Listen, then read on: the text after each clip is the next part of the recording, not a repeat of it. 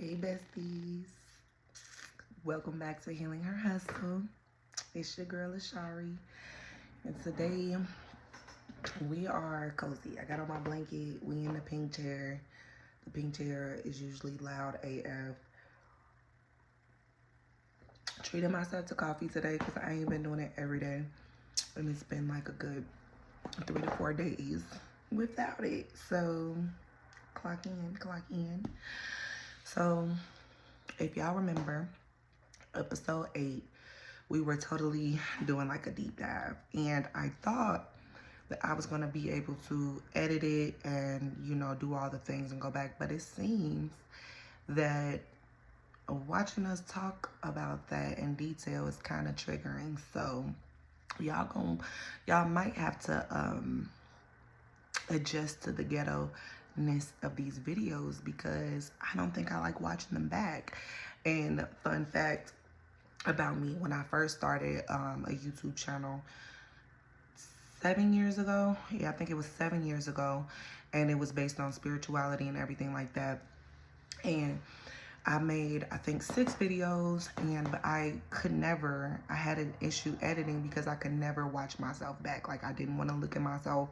I didn't want to listen to myself talk, anything like that. So it kind of gave me that same kind of PTSD feeling. Like, I'm like, I can't watch this back for some odd reason. And that's something that I've overcame. So it was kind of weird for me. It was kind of different for me. But this deep dive, I think that I've only actually talked about everything just flat out one time, and then I feel like you suppress a lot of memories when it comes down to trauma and things like that. You suppress a lot of stuff, so you think about it after, like, oh, I forgot this and I forgot that.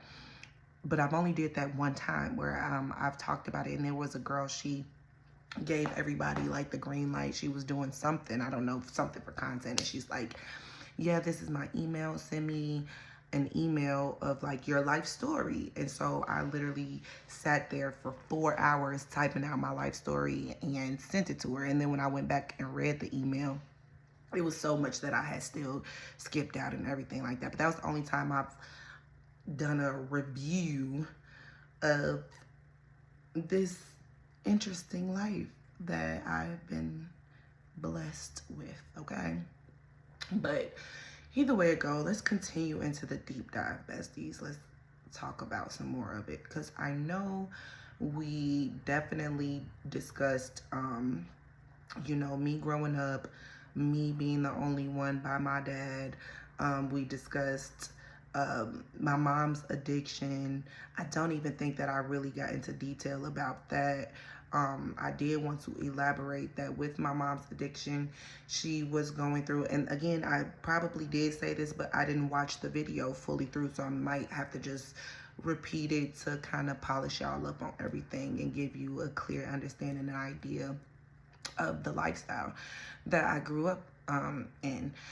So yeah, so she definitely struggled with addiction and substance abuse. And while doing that, it wasn't just that, she was also indulging in prostitution and also pimping and also selling drugs and also gang banging.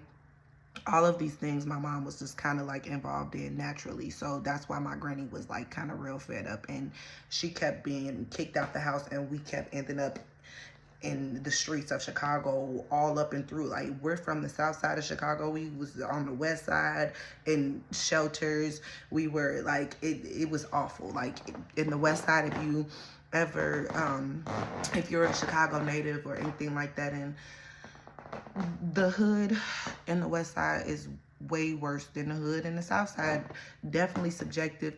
A lot of people will argue about that, but I'm not arguing with you about it. It's my opinion, and that's what it was. So yeah, we would end up in all those situations. And I don't even know if I told y'all, like, so there was times where we had like bags of clothes, walking down the street with bags of clothes. I remember there was a time we had to stop at this McDonald's, and my mama made us throw away a lot of our clothes because we had to walk with it too much. Again, it was 5 of us at that time, so it was just too much to carry and walk with. So we had to throw away a lot of our clothes at McDonald's. And I remember me and my big sister was like boohoo crying because my granny had just recently took us shopping and we really didn't even have no clothes to begin with. So for our clothes to having to be now thrown in the McDonald's trash can, well, just because we walked past it and you stressed and you irritated with this luggage and you feel like bag lady with all your kids and all your stuff. So now we got to stop over here and throw away so many of our clothes. That started something for me, guys. That really started something for me, like something for me as far as attachment to my shit. Like, of course, hold on, guys. Of course, people be like, it's just stuff. Like, it's just stuff. Like, you can get rid of it. It's just stuff. To me, I'd be like, no, like, it's not just stuff. To this day, y'all, I got this blanket. I got this little blanket, this red blanket with pink, white, and red hearts on it. I've had that blanket for years, and just because I don't want to let it go because of just the trauma of having to get rid of shit. Okay, boom. So yeah, we've discussed the addiction in that phase where we were staying in the shelters and running rampant through the streets of Chicago. And I think we got to a place where we ended up in foster care. I think that we got there. We got to a place where we were in our first, we got to the segment of us ending up in foster care a couple of times. And we did end up in with a family. Our first situation in foster care, we were so blessed. Like, so blessed. I'm so grateful. So grateful for Michelle and Merle because y'all, that was a call. They might call back because I don't ever decline that call, so they might call back. But Michelle Schreiber, Merlin Schreiber, two of like the best people, on this planet. White couple, a ginger white couple. Again, I can't remember if I told y'all about them in the last video, but if so, let's talk about them again because why not? Like, they're awesome. And I don't know, I can't get, like, as an adult, when you, like, you know, hindsight is 20/20. So, and as an adult, and there's 5 children randomly in the middle of the night being brought into this what do they call it, the child services, the DHS office, like the facility with all the social workers. And so these social workers, first of all,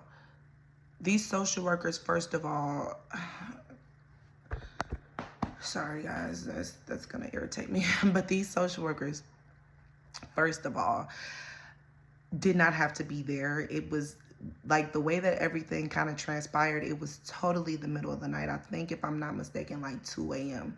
Nobody else was at work. Like the building, like somebody else had to come, like one of the supervisors with a key had to come even open up the door because they needed somewhere for us to sit until they found us a family for the night.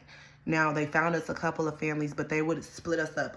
Again, it was 5 of us at the time. So they were like, we'll take them, we'll take 2, or we'll take the oldest one, or we'll take the little boy, or we'll take the youngest little girl, or, you know what I mean? Like that type of situation. That's exactly kind of how it was. But then Michelle and Merle was like, oh no, we'll take all of them.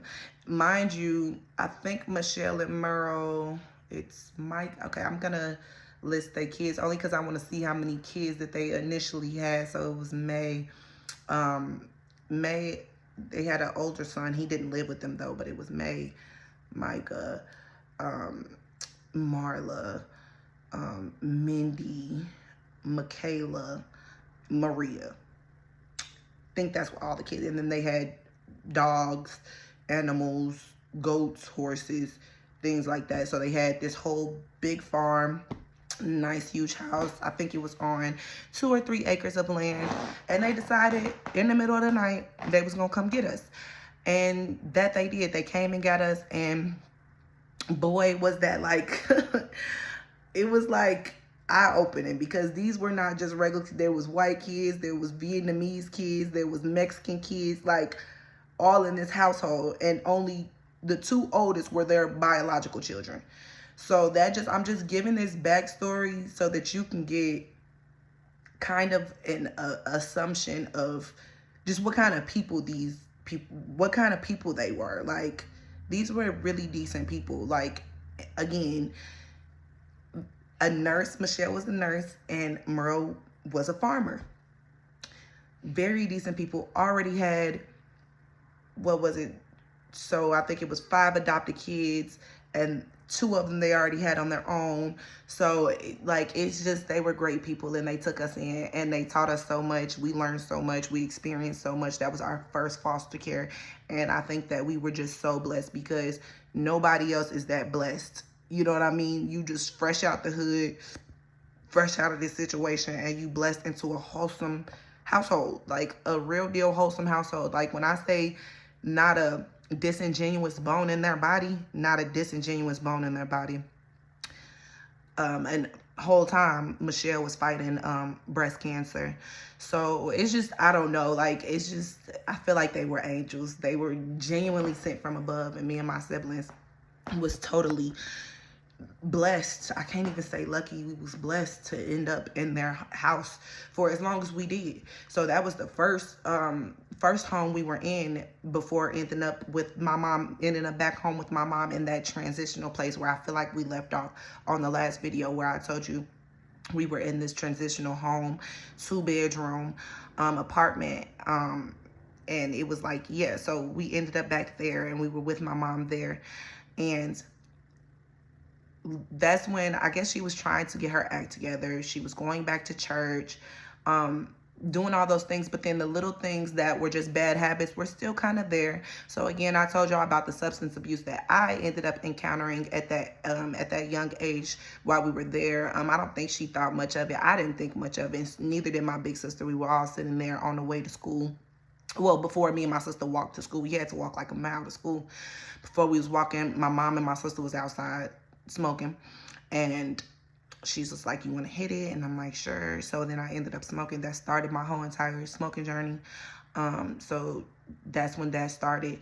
And then from there, I want to say mama was doing really good for a long time. Like, she was doing good for a decent amount of time. But one thing I can say is, my mom is really good at substituting one addiction for another, whether she views it as an addiction or not. She substitutes one addiction for another. So she got strong into religion, Christianity. This is our background. We grew up Baptist and Christian, so it is our background. But based off of the life that she was living before, this is her tapping back into that, you know, trying to, I guess, get back on a narrow road. So she tapped back into Christianity. And so when I say she substitutes one addiction for another, because it goes from like, okay, so yeah, you go to church on Sundays, you're doing praise and worship, but then it's like, so you're using the words of this Bible for manipulation. You're in church literally 5 days out the week. You're making friends in the church. Like, you're kind of like literally substituting all of what you were doing with something new, whether it be good or bad, but you had to really replace it. And I feel like she does that. So she made a lot of friends in this new little church that she was going to or whatever. You know, they were cool people. It was a fun little church. We made friends with the kids at the church. My mom got really close with the pastor of the church. So the man who owned the church, him and his wife, my mom got really cool with them. Everything was going smoothly.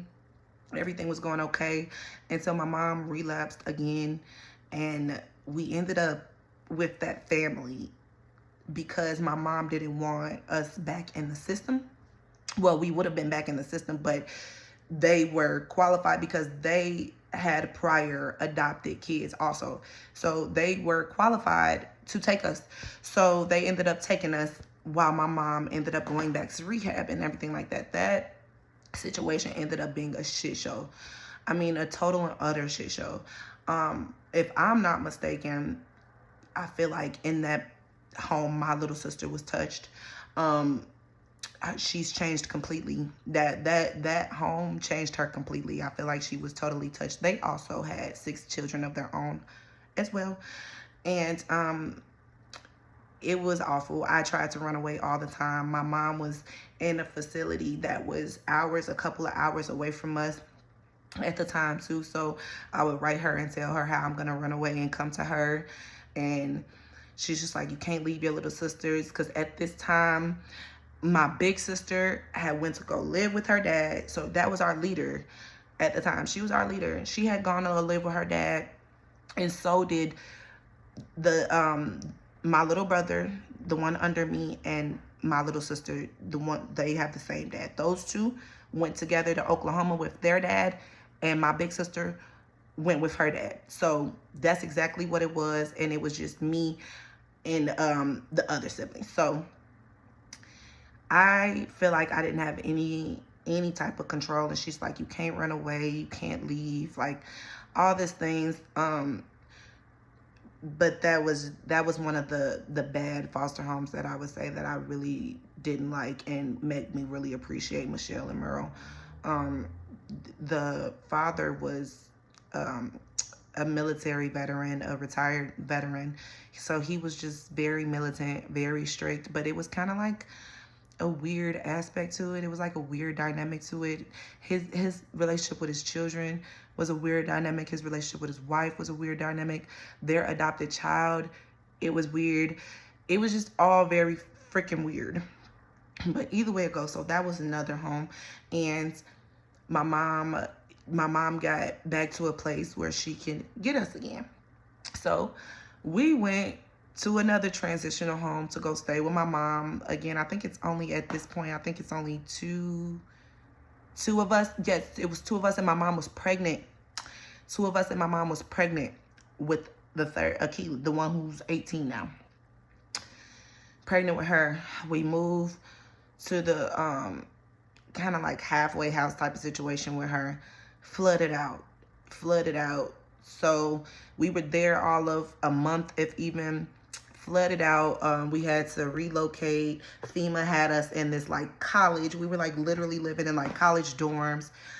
It was awful. It was crazy. So imagine living in a college building that's evacuated with a bunch of addicts. You know, a bunch of addicts. They were definitely in recovery, but they were addicts, you know. So they can, like, the cattiness, the bickering, the impoverished mindset, the shystiness, the finessing, the manipulation, like all of it was, as a child or a young adult, that was a lot to like just witness on a day-to-day basis. All the pettiness, and they would even bring you into it as children. You can't even hang out with their kids, and just all the, it was a lot. It was real. It was a lot.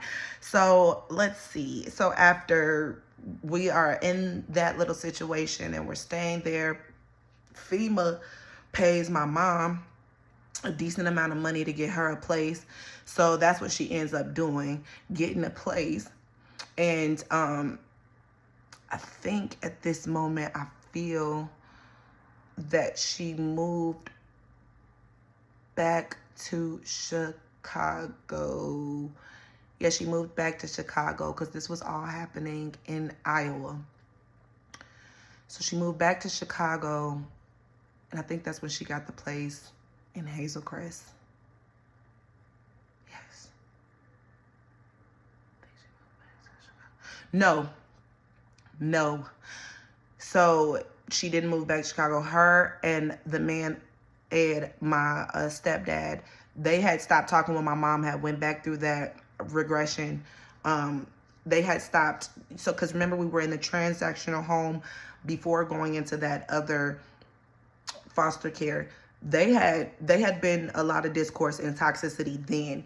They had stopped when she started. They had stopped dealing with each other when she started going to the church that often. They had stopped dealing with each other. But I think that they were still dealing with each other a little bit on and off while we were in the foster care. Not really sure. My mom ended up moving. They took her to like Cedar Rapids or something like that for the recovery program. And so I don't think she was talking to him. But then they started back talking after the whole FEMA situation. And that's when they decided to get, yes, okay, now I'm on, okay. I had to think about it. I told y'all, sometimes you repress it and you got to think about it. So, right. So then we get this little apartment with the money that FEMA gave my mom. We went to a little apartment uptown, and yeah, so everything was cool. Her and my stepdad were moving along. They were still very toxic, he drank a lot at night, and so they would drink and argue at nighttime or whatever. But nonetheless, I didn't see him going anywhere, and I don't think she saw him going anywhere either. So they decided to get married. They had them a court wedding, and then after that, so again, we're in this 2-bedroom apartment now, uptown. We're in this little apartment. Everything is kind of normal for the most part. Everything is pretty freaking normal. My mom and my stepdad were arguing again. I didn't see any signs of her using again. I didn't know. Like, you know, I know. I had no idea. I didn't see any signs of it. I just know one day, and I'm a really light sleeper. You can walk past me and I'm gonna wake up. So I just know one day in the middle of the night, because we're all like sleeping on pallets in the floor in the room. Oh my God. So we're all like sleeping on pallets in the floor in the room. I'm so sorry, guys. I apologize for the interruptions. I really don't mean to. But I should have just put my phone on Do Not Disturb, and I didn't think about it because I was too busy trying to dilly-dally with this new little mic thing. So hopefully episode 10, we can have a mic, and you guys, I don't have to sit so close to the phone, and y'all could probably hear me clearly. So yeah, but either way it go, lost my train of thoughts. Oh, everything. So I sleep light. Everything was going perfectly fine. As far as I'm concerned, the arguments was the regular arguments. So that wasn't nothing unusual. Them drinking at night is them drinking at night. Her not going to church is normal. It's fine. She has a new addiction, which is her man. So it's cool. Like, you know, so sorry, guys. I'm so sorry. Like, I don't understand why you don't understand when I'm not answering. I'm busy. So either way it go, everything's going perfectly fine. Everything's cool. Their arguments are normal. Drinking at night is normal. She got her new addiction, which is her man. That's cool. I probably got a little boyfriend at the time too, so I'm not worried about anything. Everything is everything. Then after that, I just know I see my mom like walk past me in the middle of the night. Like, we're sleeping on the pallets. Like, I'm sleeping on a pallet here. We didn't really have beds. We had pallets. So I was sleeping on my pallet. My little sisters were sleeping on their pallets. She's going and putting like jewelry on everybody. Like, so she put her necklace on one, put her ring on another. Then I'm like, I play sleep. I was like, I gotta play sleep because I don't know what the hell is happening. She goes and puts a ring on my finger. And so she walk out of the door, but she's crying while she's doing this. And I'm like, what the hell is happening right now? And I think we're going to end it like that. We're going to end it like that because y'all got to come back for episode 9 of the deep dive. Like, y'all have to come back for episode 9 of the deep dive because I feel like it's finna get real good and juicy. Like, because this is to the point where I'm at an age where I can understand what the hell is happening. I have a clear understanding of what's going on now. Like, I'm not just confused. I'm not just a little girl just following along with the, you know what I'm saying, where I'm supposed to go. You telling me, no, I've had an understanding of life now. And I've been really, and I'm the type of person, I'm very inquisitive. So I ask a lot of questions. I've been asking questions. And when I don't get answers, I'm very adamant about continuously asking until I get an answer. So this is gonna get real good because it's getting to my young adulthood. I feel like I'm about 12, 13. And so that's when you start to get a little bit of understanding about what's going on and what's happening around you. This story, it gets really, like, it gets really rocky from here. Even though this has been a whole rocky story from the beginning, from the jump, it gets really interesting from here on out. So, besties, thank y'all so much for being here. I don't even want to say episode 9. I want to say episode 8, part 2 of Deep Dive. All of Deep Dive is going to be a part of episode 8. It's going to be in its own little playlist, but this is the Deep Dive. And so if you want to know more about Ashari, just watch the Deep Dives, baby. Oh, I need y'all to do me a huge favor. If y'all can, share the videos, subscribe. Make sure y'all subscribe. I really need 50 subscribers so that I can start going live on here. I really need y'all to engage with me. I can engage with y'all more too. Just let me know what y'all need and what y'all want, and I can do the same thing. But I just appreciate y'all so far. Like, whoever is here with me on this journey, whoever is like, you know, just getting to know me, I want to get to know you too. So like, make sure you engage. Yeah, y'all. So that's really all that is for episode 8, part 2 of the Deep Dive. And we'll be probably back next week if I'm not mistaken. But thank y'all for watching, and make sure y'all come back, okay?